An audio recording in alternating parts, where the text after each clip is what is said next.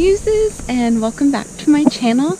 Today I am hiking Wild Basin Wilderness Preserve. Behind me is kind of the first little scenic overlook, which is actually pretty nice. This place is owned by St. Edward's University, and it's kind of a research station for them. So you have to make reservations in advance. Maybe it's a COVID thing and it costs money to get in.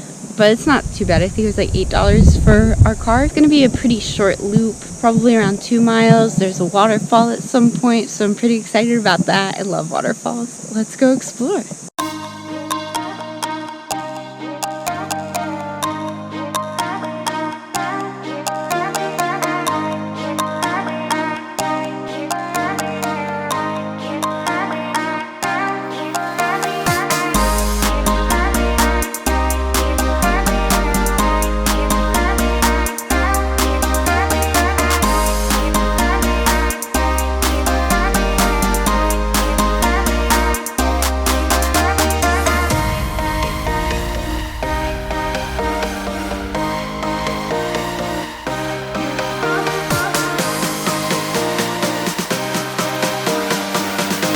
Crossing.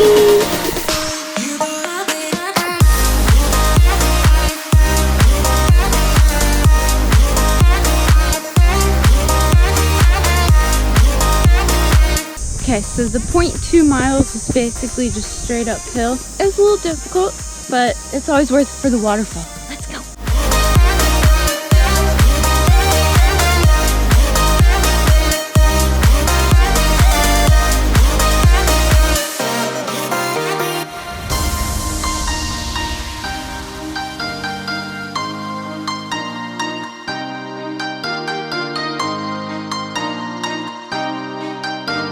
Okay, so we made it to the waterfall.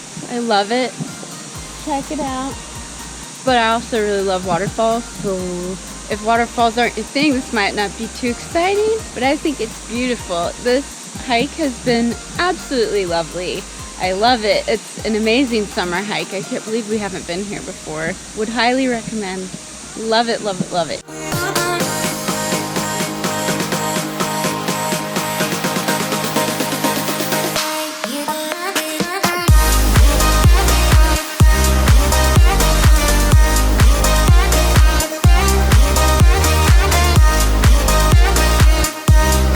So that is Wild Basin, and I have to say I'm very pleasantly surprised by this trail. I think one of the biggest bummers is you can't bring dogs, but I think it's really nice. It has a nice section of elevation, and there's waterfalls, there's beautiful views honestly, and it's a good mix of everything if you're looking for a fun hike. And it was not busy at all. I think we saw like 3 other groups of people this whole time. I guess we're out early, but it's the summer, so everyone's out early.